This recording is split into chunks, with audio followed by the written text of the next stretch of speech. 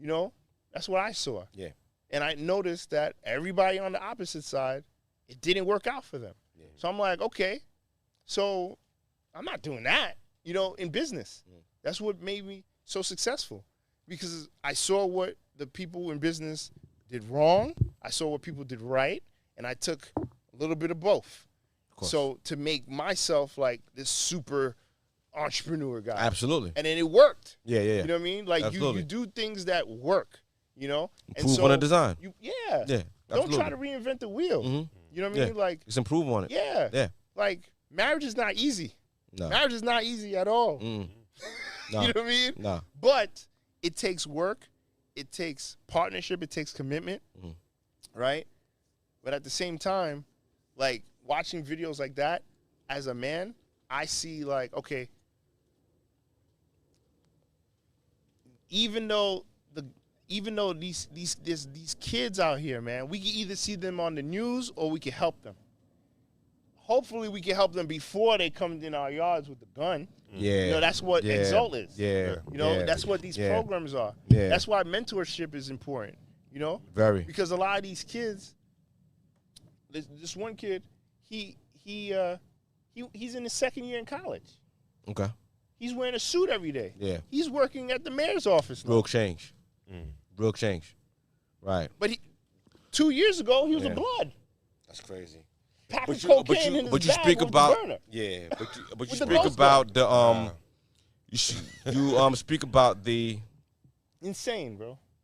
About the duty of marriage, and one of the things expected of a man in marriage is to protect, and like how you protected your family by separating your son from that child. Like that boy is already at that level where he's packing a firearm in your backyard. Yeah. Now, if that was your wife that came out, or if that was your son that came out, would it have been so, you know, like you caught the drop on homie. You got the drop on him. Yeah. So it worked out. Yeah, it worked out. But I feel like, that video is a little dangerous.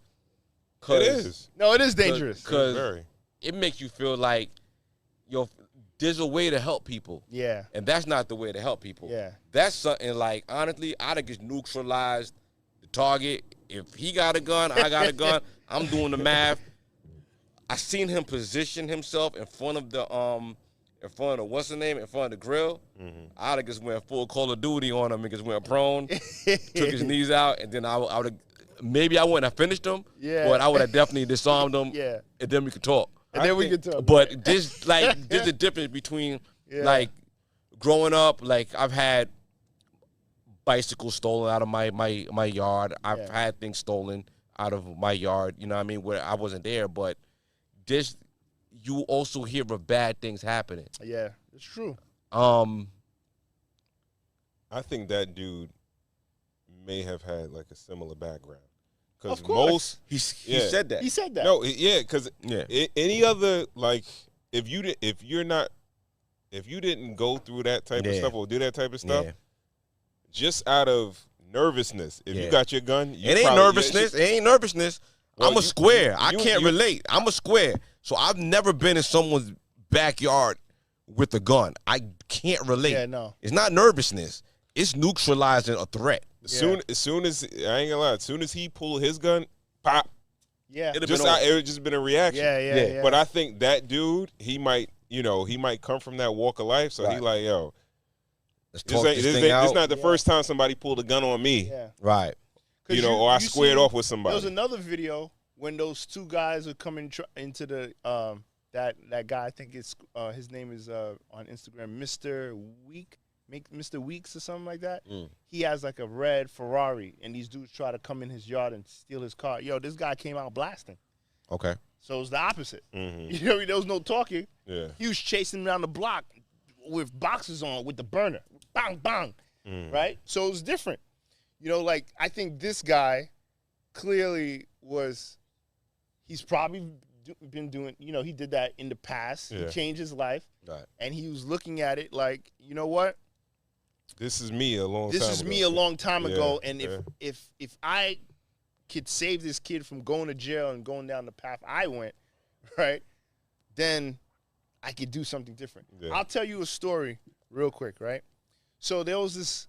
So we're in Brooklyn, Bed-Stuy, and my wife and I had a frozen yogurt business called Brooklyn Swirl. Swirl, And shut up. there was a lady, like 2 blocks down, and she had a son. And her son, you know, at that time where credit cards was, the credit card scam, the scammers, that's what they were doing. All these teenagers. So one day, one day she sees me and another business owner on the block, right? And says to us, what would you do if you know your son is doing something? Would you call the police on your son if he's doing some crimes, right? Yeah. And what would you do? And we said, before you call the cops on your kid, let us talk to your kid. And so she was like, if it doesn't work, I'm calling the cops tomorrow. So I said, okay. So he comes there. I actually called my wife's uncle. And I said, look, I need you. I don't know where you at right now, but I need you to come down here and sit down and talk to this kid. Because he might not listen to me and Richard. Because, you know, he looks at us like Different walks of life. different walks of life. Yeah, You guys don't know what I'm going through. Y'all squares. Yeah. I said, but this guy ain't. So he sat him down for like, I wouldn't say an hour and a half. Yeah. And he told him. I remember one thing clearly. He was like, do you have a sister? And he goes, yeah. He's like, you like her birthday, right?